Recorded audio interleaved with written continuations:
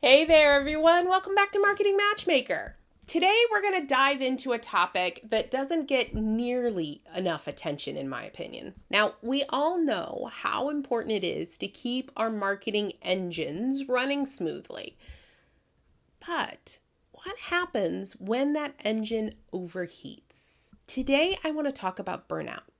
That dreaded state where all your passion, creativity, and drive seems to evaporate, leaving you feel like you're just going through the motions. I know, I've been there myself. In fact, this episode is full of all of the things that I've learned through the process of navigating burnout in my own life, especially when it came to marketing and my business. Here's the thing, marketing is a marathon, it's not a sprint. But too often we push ourselves as if it's a 100-meter dash, trying to be everywhere, do everything, please everyone. And the results, well, they often lead to exhaustion and frustration, and sometimes a marketing strategy that's just not as effective as it could be. And that's why sustainable marketing is so crucial in your business. It's about finding that sweet spot where you're consistently engaging your audience and growing your business without running yourself or your team into the ground. Now, while I could definitely share my own personal story, I actually wanted to start this episode with a story about a client that I worked with once. She was a solopreneur, small business owner. We'll call her Sarah. She was absolutely killing it in the beginning of her business. Now, she was everywhere. And in fact, she grew so quickly, it became difficult for her to keep up. She was posting on all the social medias. She was sending out newsletters. She was running ads. She was doing funnels. You name it, she was doing it. And if it wasn't working, she was pivoting immediately to something that she thought would work better. But the thing is, after several years of doing this, she'd hit 7 figures in her business, and then something changed. Her content started to feel forced, her engagement dropped, and worse, she was completely burned out in her business. She was working 10 to 12-hour days. She was trying to keep up with her own expectations, with that $1 million mark that she had already hit and trying to exceed it. And it was taking a toll on her health, on her business, on her relationships. Her marketing had become unsustainable. Her business had become unsustainable. Eventually, Sarah had to take a step back and really reevaluate. She had to cut back on a lot of what she was doing and what she felt was normal in her business because they weren't delivering results.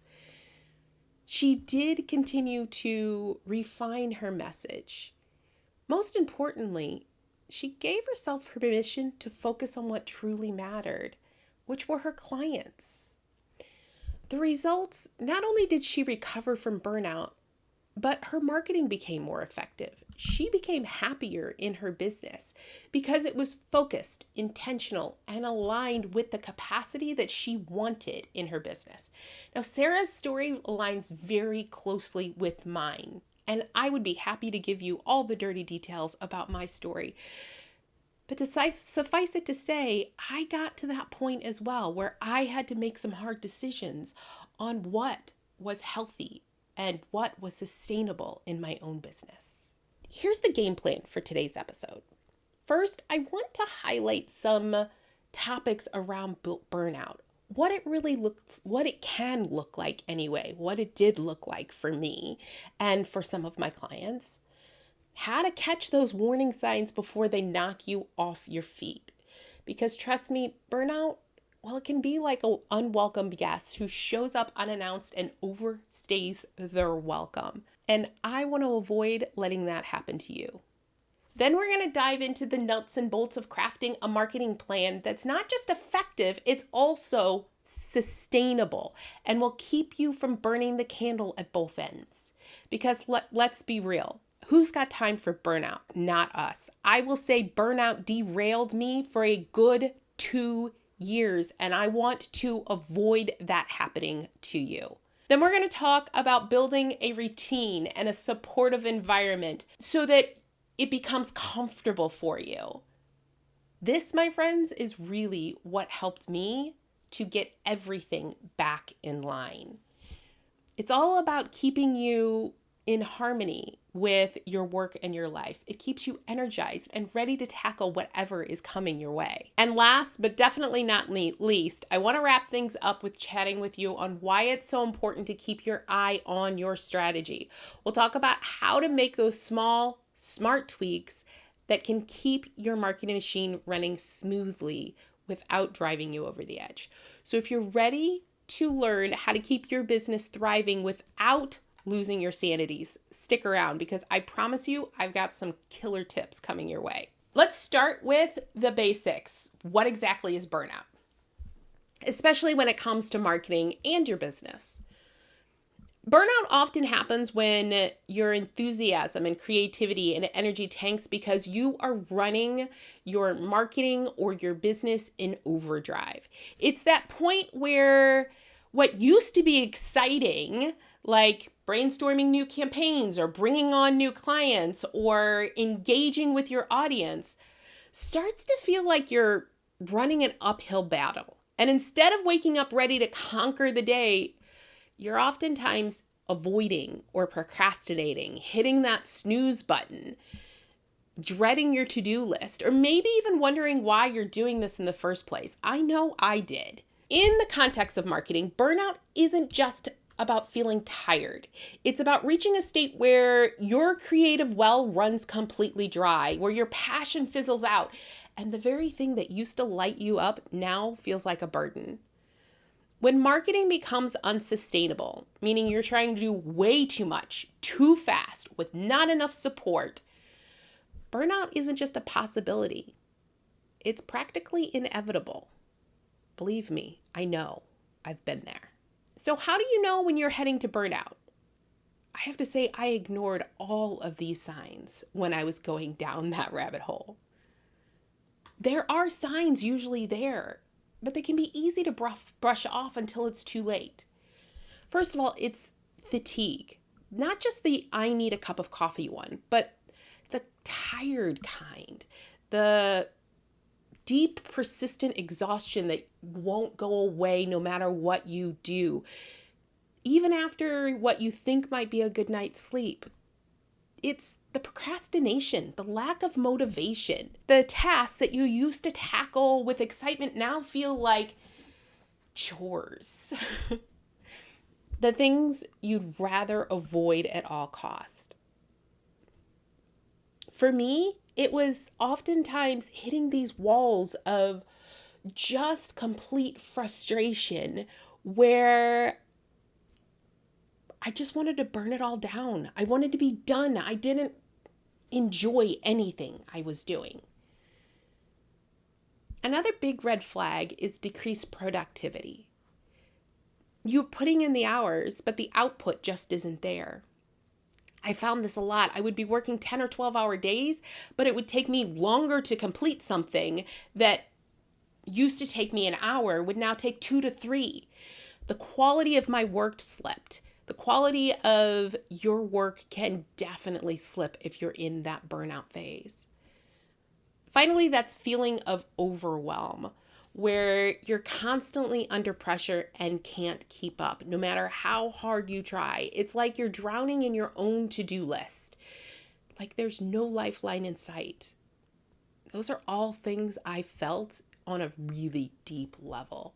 Now let's talk about what that means for your business, because burnout doesn't just affect you personally. It has serious repercussions on not just your marketing efforts, your business as well. Because when you're not marketing your business effectively, or if you've hit that full wall of burnout like I did for 2 solid years, what you're doing in your business isn't as effective as what it used to be. When you hit that wall of burnout, your marketing often becomes inconsistent. One week you are posting like crazy, the next you're radio silent because you just can't muster the energy to do it. The inconsistency will confuse your audience and it weakens your brand's presence. The quality of your work can also take a hit. Creative ideas dry up, campaigns start to feel stale, and you might find yourself going through the motions without that spark, that innovation that sets you apart, that thing, je ne sais quoi, that you had that got you there to where you're at in the first place. And let's be real, if you are not putting out your best work, if your audience is not seeing you at the top of your game, they will notice. And that can lead to a lot of lost opportunities, decreases in your engagement, and ultimately a dip in the bottom line of your business. In short, burnout isn't something you can afford to ignore. It's almost like that silent killer of your creativity and your consistency and your success. But the good news is, by recognizing the signs early and taking steps to prevent burnout, you can keep your marketing sustainable and your business growing and thriving. Let's talk about the first big step in creating a sustainable marketing plan. And that is to prioritize. Here's the deal. Trying to be everywhere all at once is a one-way ticket to burnout.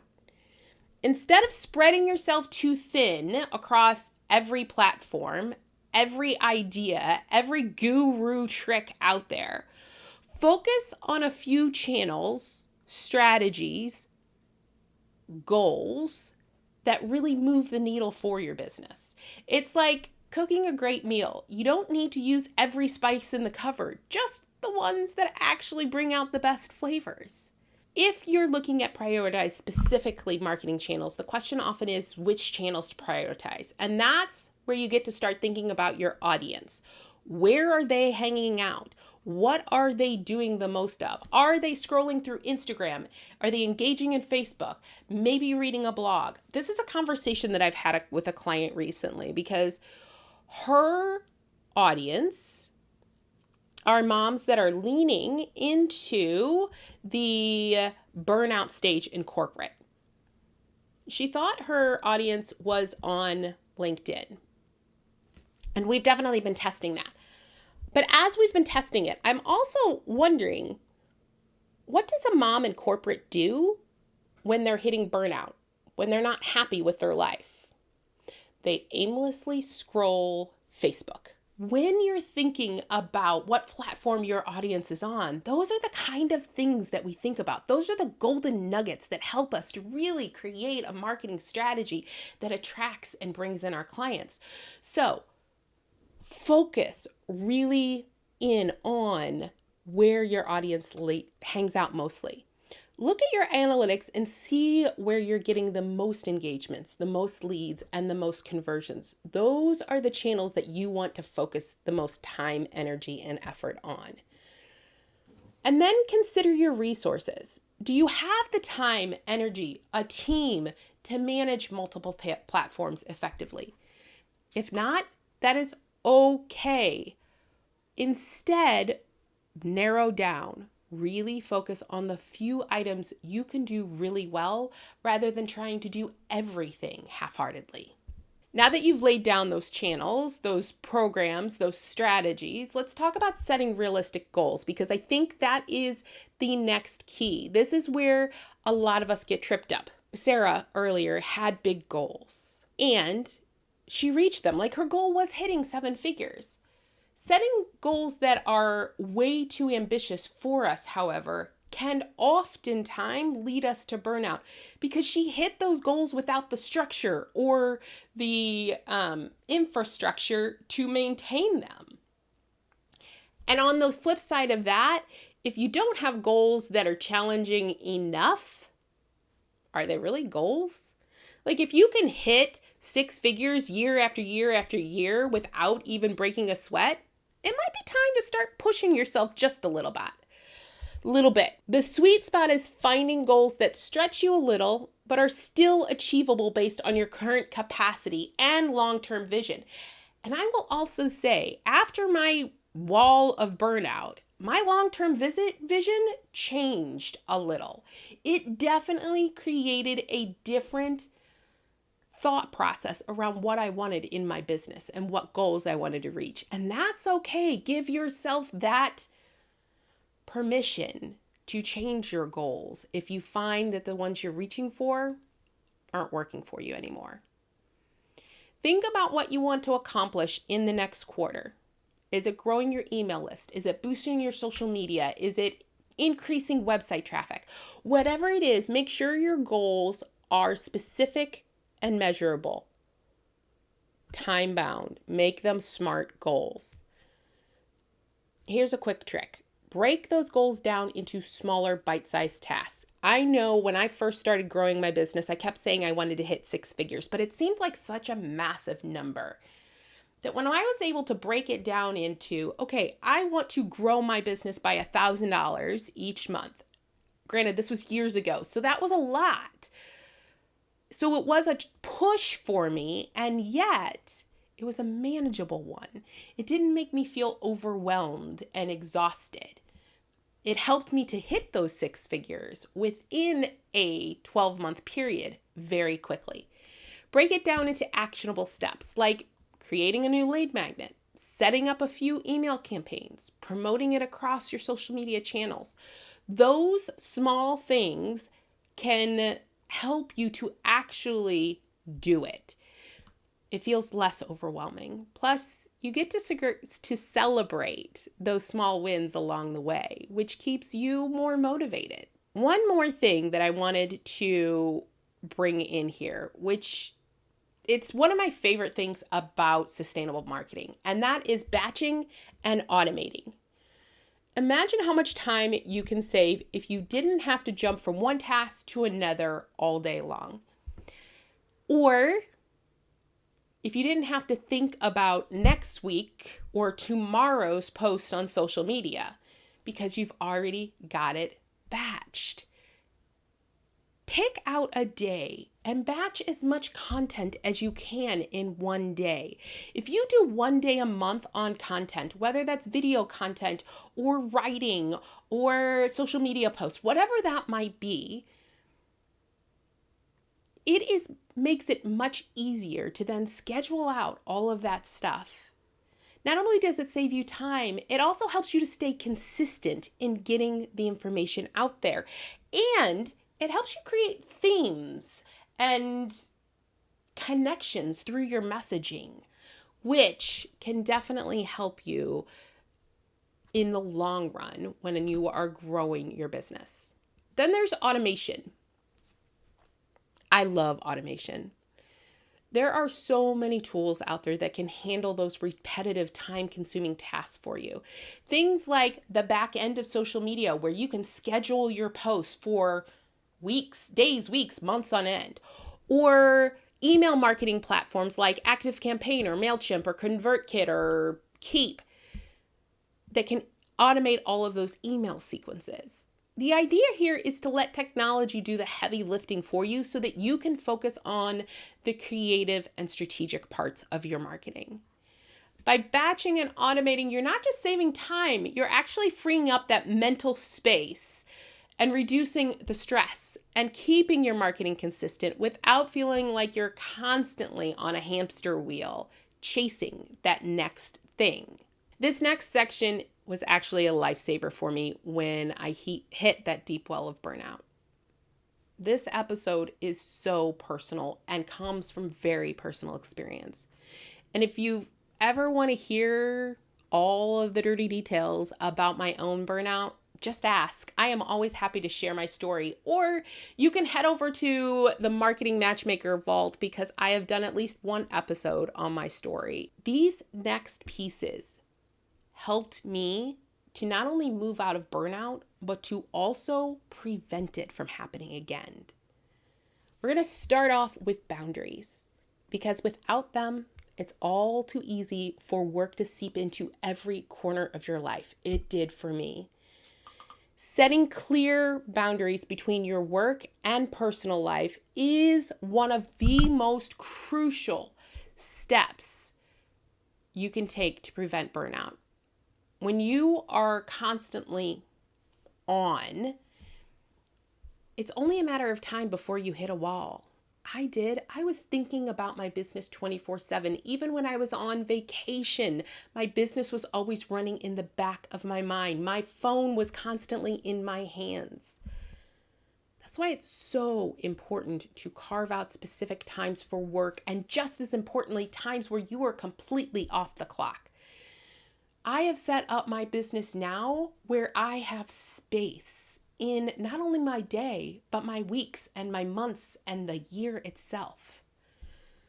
So start by creating a daily or weekly schedule that includes dedicated time for work, including marketing, and also time for breaks like exercise or personal time, reading a book, watching TV, going out to dinner with your husband, playing with your kids, whatever that might be. If you're the type who loves early mornings, block off those mornings for your most important work. And make sure you set a hard stop in the afternoon or evenings. It's all about giving yourself permission to unplug and recharge. And I was talking to a friend the other day who realized that all of her client work could be done within 2 hours if she just stopped procrastinating doing it, which gave her so much time back into her day. Can you imagine that? If that is what your day looks like, schedule that out and then give yourself permission to have that rest and that space. It will give you more creativity, and I promise you will help you to grow your business. Then there's the necessity of rest and downtime. Because believe it or not, taking breaks can actually make you more productive and creative. I swear. My vacation this last year was the first one I had had in years where I literally did nothing related to work. Didn't even look at my phone when it came to work. And I came back so much more invested and on and happy and creative. It's easy to get caught up in the hustle and think that pushing through without breaks is the way to go. But the truth is, without regular rest, you are more likely to burn out faster and produce lower quality work. So, how do you integrate rest into your routine? Start with short daily breaks, like stepping away from your desk for 10 minutes every hour, or taking a walk, or just doing something that clears your mind. On the weekends, unplug from work completely. And if that sounds impossible, start small. Maybe it's just one afternoon off on the weekends to do something fun or relaxing. And don't forget about the power of mini vacations. Even if it's just a day trip with your girls or a long weekend with your spouse. Reset and come back refreshed to your business. And lastly, it's all about mindfulness and stress management. Your brain is your most important tool. It is the most powerful thing that you have, because no matter how well you plan, stress is gonna pop up. The key is having the tools in your toolkit to manage it effectively so that it doesn't take over your life.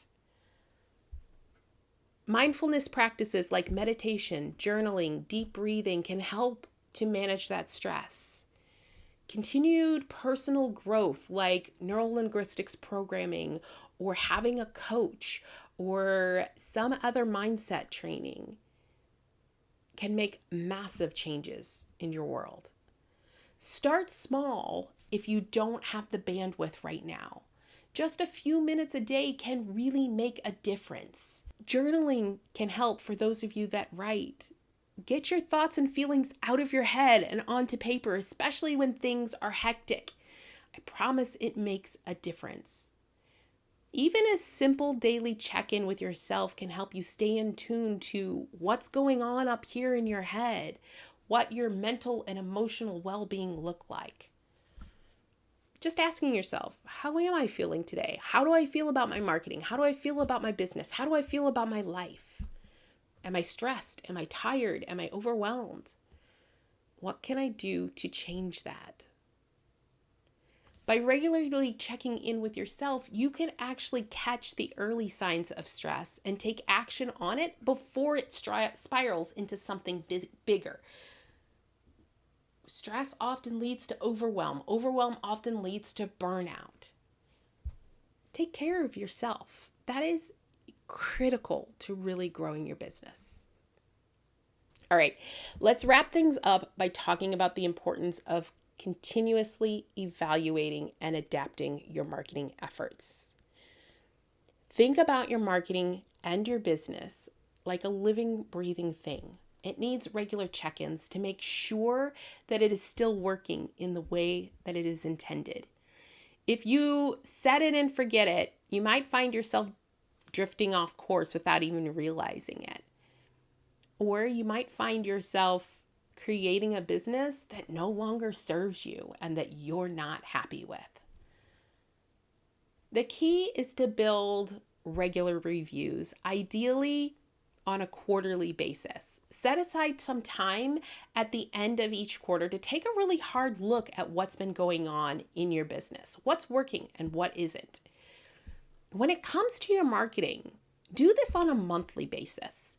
Check your metrics, whether it's engagement rates or lead generation or sales, and see if you're hitting your goals. But don't just stop at the numbers. Also consider the feedback that you're getting from your audience. Are they responding positively to your content, to your message? Is it resonating? Is it hitting them where they need? By doing these assessments, you can catch potential issues early, whether that's in your business or your marketing, and make the necessary tweaks before they become bigger problems. And then there's the other side of this evaluation, which is flexibility. One of the biggest mistakes you can make in marketing and business is sticking rigidly to a plan that's not delivering results, or a business model that is no longer serving you. Just because something worked in the past does not mean it's going to work forever, and that's okay.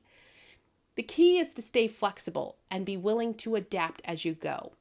If your monthly marketing review shows a particular strategy isn't performing as expected, don't be afraid to pivot. Maybe your messaging needs a little tweaking, or maybe your audience does. Maybe that social media platform isn't giving you the ROI you hoped for, or maybe your audience needs have shifted a little bit. Whatever it is, be open to making those changes. It might mean adjusting your content, reallocating your budget, or even exploring new channels altogether. Remember, the most successful businesses are those that are willing to grow and evolve. Sticking to a plan just because it's what you've always done can definitely hold you back.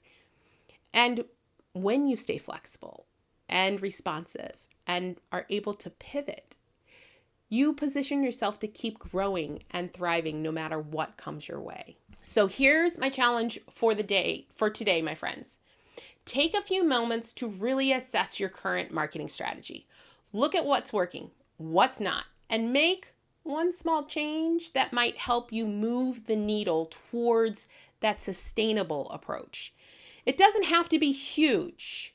Maybe it's as simple as batching your content creation, or setting clearer work-life balance boundaries, or maybe it's creating a strategy because you've never done that before. And if you're feeling stuck or unsure where to start, I've got you covered. Head over to Your Marketing Matchmaker and schedule a free strategy session. In this session, you will walk away with at least one actionable item that will help you to grow your business, increase your revenue, and scale your impact. I would love to help you take the next step towards sustainable success. I also want to hear from you. So share your experiences with burnout or sustainable marketing in social media. Give me a review. Let me know what you thought of this episode. Let's keep the conversation going and learn from each other's journeys. And next time, we're going to be diving into reassessing your marketing strategy for the fourth quarter. It is time to break down how to review your performance so far and really make those key adjustments so that your end of the year becomes the best yet. Thank you for listening to the Marketing Matchmaker podcast. If you enjoyed this episode, I would love to hear your feedback. Please head over to Apple, iTunes, and leave a review so we can hear from you.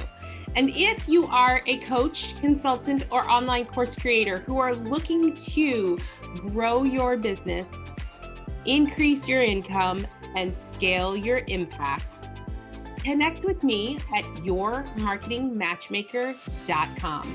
I look forward to hearing from you.